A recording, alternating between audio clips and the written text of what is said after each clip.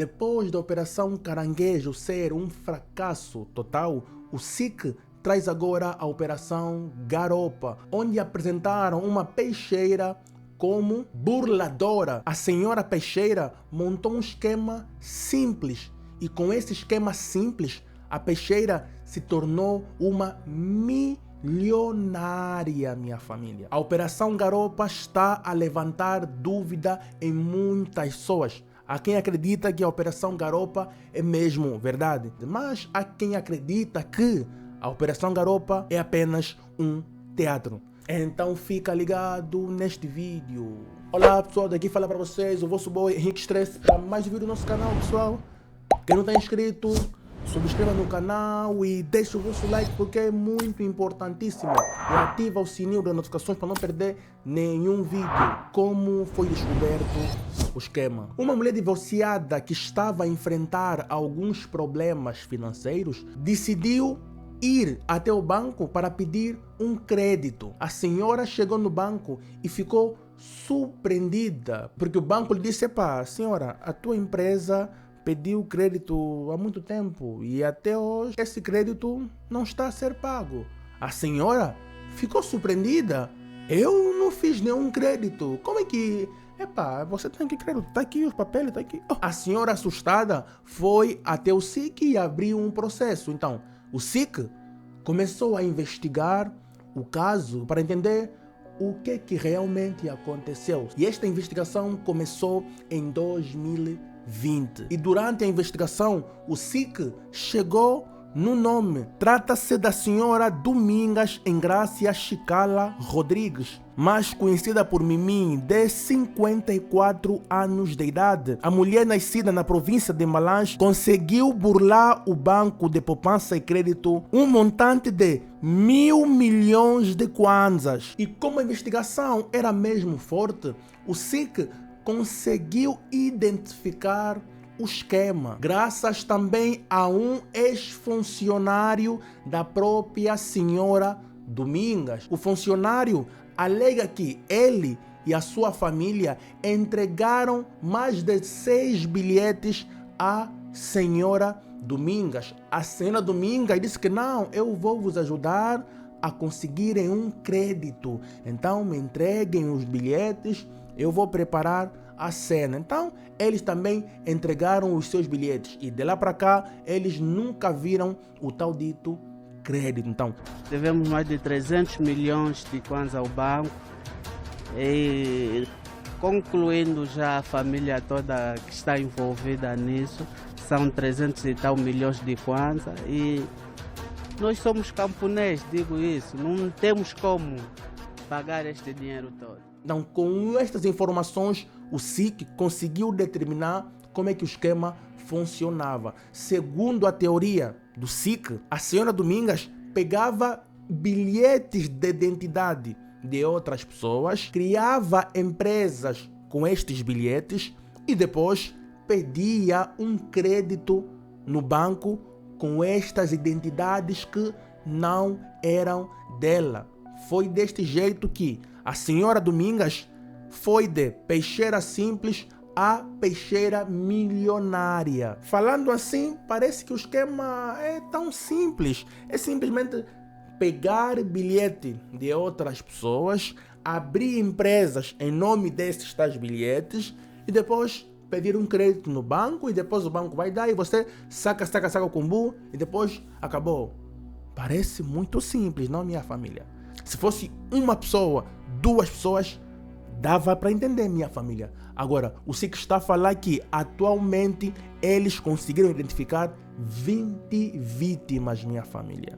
Consubstanciado no desfalque de mais de 1.000 milhões de kwanzas, de acordo às vítimas até o momento identificadas, com crédito, com juros em mora, na ordem de 51.169.422 kwanzas e 27 cêntimos cada, sem nenhuma prestação da dívida paga. Lembrando que o juro do banco sobe todos os dias, então este número aqui pode mudar daqui a algumas semanas. E com o nome da senhora Domingas, que é a mentora deste golpe milionário, o SIC também conseguiu identificar os seus bens. Um estaleiro com uma dimensão ampla, estamos a falar de 100 por 150 metros de comprimento, 13 viaturas de diversas marcas e modelos, tanto sendo 3 top de gama, estamos a falar aqui de um Range Rover e 2 Tundra, 4 Toyotas modelo Yaris, 3 carrinhas frigoríficas de marca Mitsubishi modelo Canter, um Hyundai Accent, um Suzuki modelo Jim e ainda um Hyundai Tucson. Até agora já foram apreendidas 13 viaturas. Estes são os bens que o SIC conseguiu recuperar até este exato momento. E durante toda a investigação, o SIC nunca colocou o caso na mídia. O SIC mantinha silêncio, segundo eles, para não atrapalhar as investigações. Eles começaram a caçar a senhora nas suas casas que eles identificaram. Infelizmente, em todas as casas que eles foram em Luanda e em Malange, não conseguiram encontrar a senhora. Ela não estava em nenhuma das suas casas. Então, mesmo assim, o SIC não colocou a senhora na lista dos procurados. O SIC continuava a trabalhar em silêncio para prender a senhora. 2 anos se passaram, o SIC receberam um sinal verde que a senhora está no território angolano. Afinal de contas, a senhora estava embora a relaxar em Brasil. Todo o tempo que o SIC estava à procura dela, a senhora estava embora no Brasil. E assim que a senhora chegou, voltou em Malange, a senhora foi detida. E a senhora também foi questionada como conseguiu montar este esquema brilhante. A senhora negou todas as acusações. Mas eles entregaram o bilhete de identidade. Nele. Os bilhetes de identidade receberam? O mesmo também não disse que estava a receber bilhetes, porque quem começa a levar os bilhetes no banco levava o Mateus, ele era o gerente. Agora não sei se o Nelo recebeu os bilhetes e pegou o Mateus, eu não me encontrei com ele. Só sei que quando eu cheguei aqui em Manaus, me detiveram aí na cateta para dizer que eu tenho pedido de senhora. Isto este ano, portanto, desde 2014 não estás aqui? Eu já não estava cá. E foi 2014, eu já não estava cá. E minha família, nós consultamos um advogado para dar uma opinião em relação a este caso, para nós ter uma opinião assim profissional do caso. Olá, meu mano Henrique Stress, muito obrigado por mais um convite para falarmos um pouco sobre o caso da peixeira, que nestes últimos dias assustou a província de Luanda, só para não dizer toda Angola. Importa realçar aqui o seguinte, é por todos sabido que uma peixeira em condições normais não consegue ter todo o patrimônio que a televisão pública de Angola apresentou como sendo patrimônio da senhora Peixeira, nesse caso a senhora que foi investigada e deu origem à Operação Garopa. Sendo certo que o patrimônio dela resultou de créditos que foram solicitados ao Banco BPC, é importante que possamos fazer referência do seguinte. O novo Código Penal da República de Angola, nos termos do artigo 456, prevê o crime sobre fraude na obtenção do crédito, ou seja, quem pedir e obtiver a concessão de um crédito destinado a uma empresa ou estabelecimento e para obter, prestar por escrito informações falsas ou incompletas que sejam fundamentais para a concessão, é punido pelo crime de fraude na obtenção de crédito. Então, existem diversos mecanismos ou diversas circunstâncias que podem dar origem à constituição desse crime sobre fraude na obtenção do crédito. Importa também aqui fazer referência que No meu entendimento, esta operação ou estes atos para serem consumados, a senhora não agiu sozinha, ou seja, é necessário que pessoas ligadas ao banco e não só possam intervir para que ela venha completar esta operação. Por isso, podemos também aqui estar diante de um outro crime, que é o crime de associação criminosa, quando duas ou mais pessoas, de forma concertada, planejam praticar um determinado crime. Aí sim podemos estar também no crime de associação criminosa. Existem diversos setores ou diversas situações que devemos analisar sobre a Operação Garopa e sobre a situação da própria peixeira. Pode-se dar o caso de tudo que está a se veicular não seja verdade. Por isso também devemos dar o benefício da dúvida. É necessário ouvir. Eu ouvi um pouco da reportagem que passou na televisão pública de Angola, que abordou sobre a Operação Garopa, onde a mesma disse que no ano de 2014 não esteve em Angola. Então é necessário ouvir a senhora que está a ser acusada, para que nós possamos perceber devidamente como é que as coisas aconteceram. Porque se calhar podemos estar diante de uma pessoa que também foi usada por outros, porque uma pessoa sozinha não conseguiria praticar os atos que a senhora praticou. Acredito que existem pessoas que estão envolvidas nesse crime e que nem sequer apareceram. Por isso é necessário que o SIC faça uma investigação profunda para poder trazer à tona essas pessoas que, por qualquer circunstância, não constam do processo, porque os documentos nem sequer fazem referência destas. Mas é provável que a senhora não tenha agido sozinha. A pergunta que fica é: você acredita nessa história? Será que o SIC conseguiu te convencer que a senhora Domingas é uma ladra? Minha família, eu acompanhei muito bem esta reportagem da TPA para encontrar alguns erros nesta investigação e confesso que eles prepararam muito bem esta investigação. Mas existem algumas coisas que eu quero partilhar com todos vocês que levantou um pouco de suspeita. A primeira dúvida é: minha família, se vocês acompanham muito bem a TPA, a TV Zimbo, quase todos os criminosos que mataram mesmo pessoa, cometeram mesmo um crime, os seus rostos são cobertos. Porque ele ainda não foi ao julgamento, então ele tem o direito de presunção de inocência. Então a televisão não pode publicar o rosto dele, eles vão esconder. Isso aqui tem indignado muito a população. Mas aquele homem mesmo matou, mas está aí mesmo o corpo, mas ainda escondem o rosto do mesmo, minha família. Mesmo que o caso é popular, que o povo já sabe embora quem é, o caso já circula na internet, o rosto do acusado ainda é coberto, minha família. Mas o rosto da senhora Dominga foi mostrado na televisão, que até é uma coisa boa, né?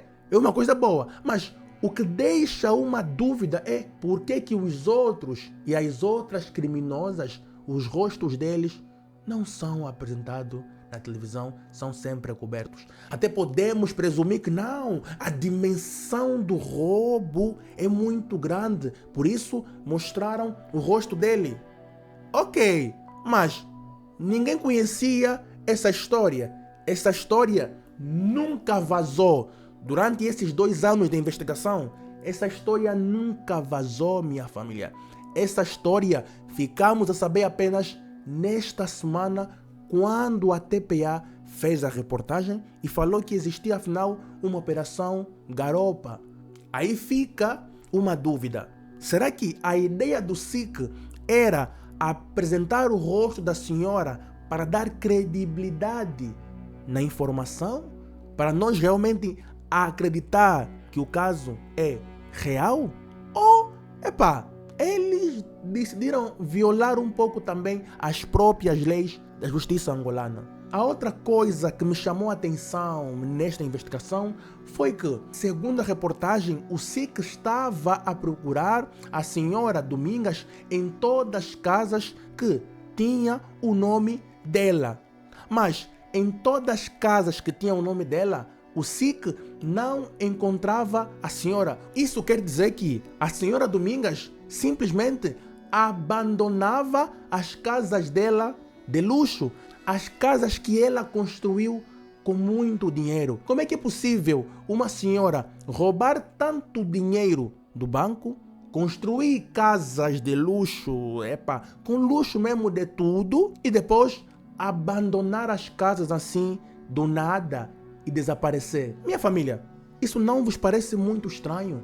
O SIC também foi em uma das empresas da própria senhora. Então, se o SIC foi numa das empresas da senhora procurar a responsável, ou bem dizer, a proprietária da empresa, quer dizer que os funcionários sabiam que não, a nossa chefe está a ser procurada.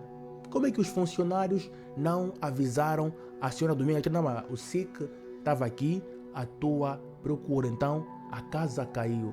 Porque segundo o SIC, a investigação foi tão sigilosa que a senhora Domingas, ao voltar para Angola, ela não sabia que estava a ser investigado. Minha família, isso aqui não faz sentido. Porque o SIC prendeu os seus carros, invadiu as suas casas. O SIC foi na empresa da senhora. Então, a senhora ainda não sabia que estava a ser investigada? Será que os funcionários da empresa de peixe da senhora não lhe alertaram? Ninguém lhe alertou? Ou o SIC, ao chegar na empresa, investigou, perguntou, a dona não está, tá bom, eles falaram, ninguém fala nada, que estamos à procura da senhora, então, calem todos aí, ok? Nós vamos que vocês trabalhem, falem com a senhora normalmente. Será que foi isso?